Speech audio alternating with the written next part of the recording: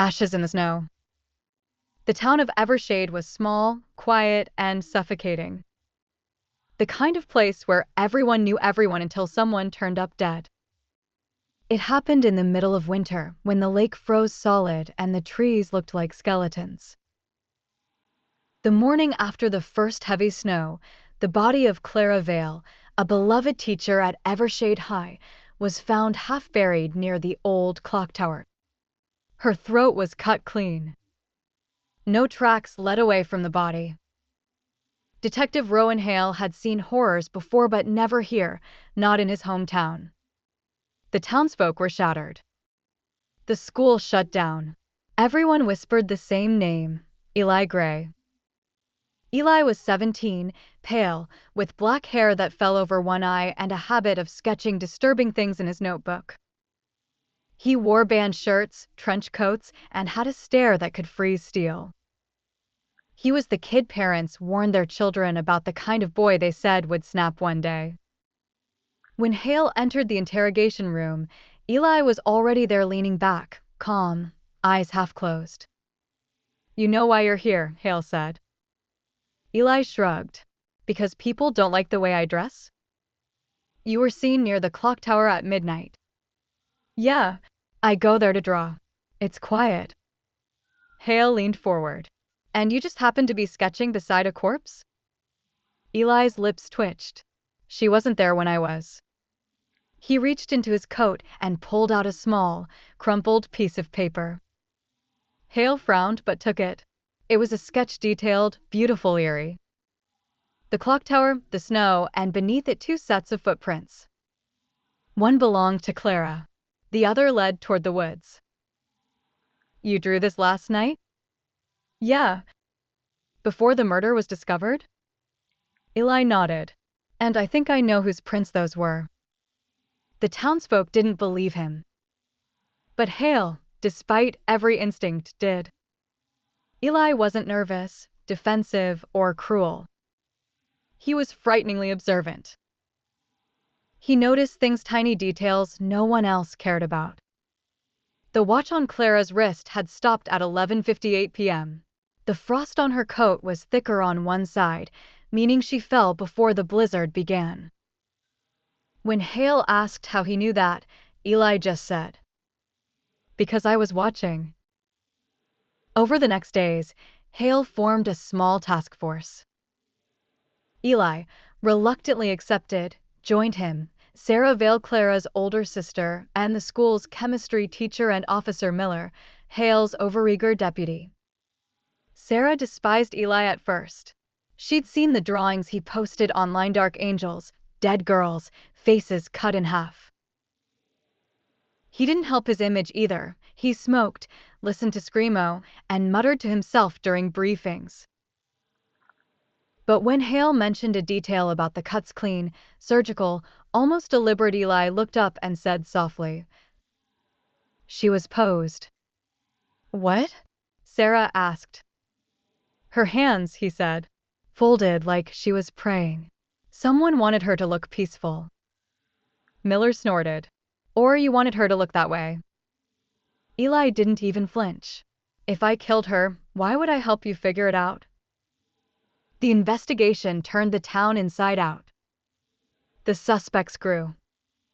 Derek Vale, Clara's ex-husband, violent temper, alibi full of holes. Principal Lorne, rumored affair with Clara. Renee Ellis, a rival teacher who'd fought with Clara over a promotion. And Officer Miller, who'd been first on scene and had strangely misplaced his body cam footage that night. Everyone had something to hide. But the real tension grew between Hale and Eli.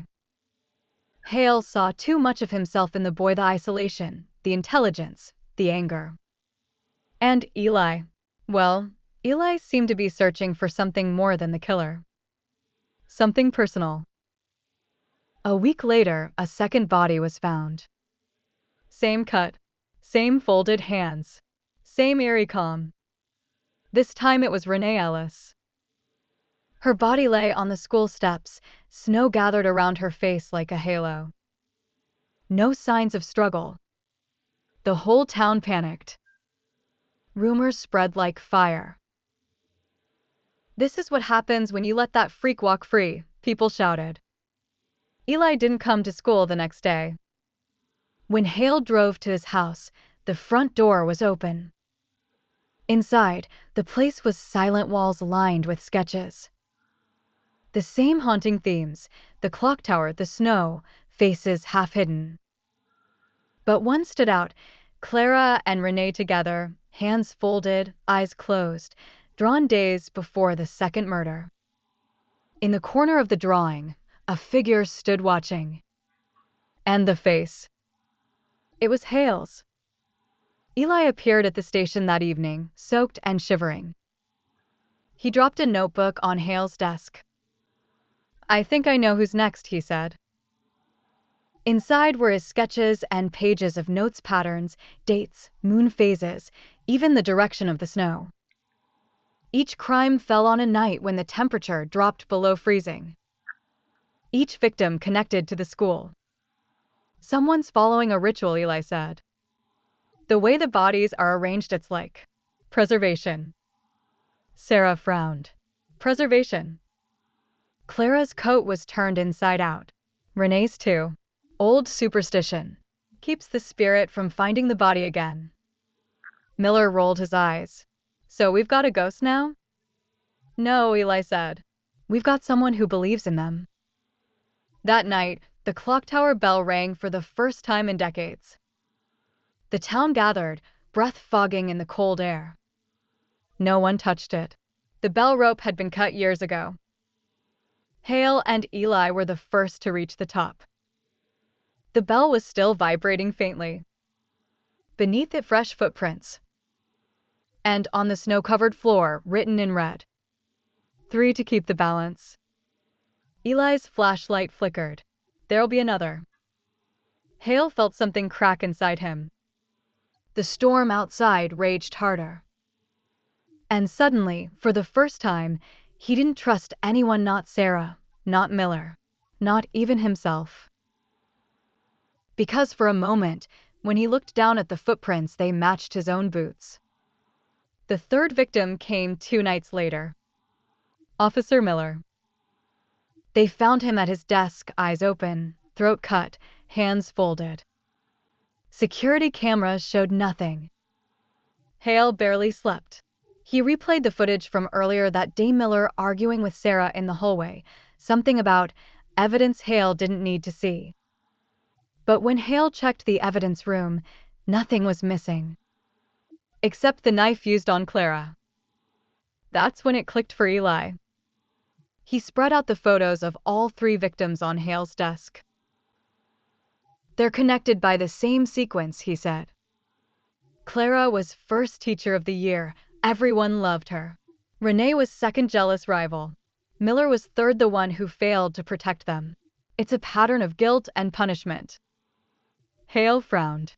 "So who's left?" Eli's eyes darkened. "The one who started it all." Hale stared at him. "And who would that be?" But Eli didn't answer. He just said softly, "Check Clara's old class records." In the files, Hale found a student transferred out years ago after a violent altercation. Name: Sarah Vale. He blinked, stunned. "Her sister."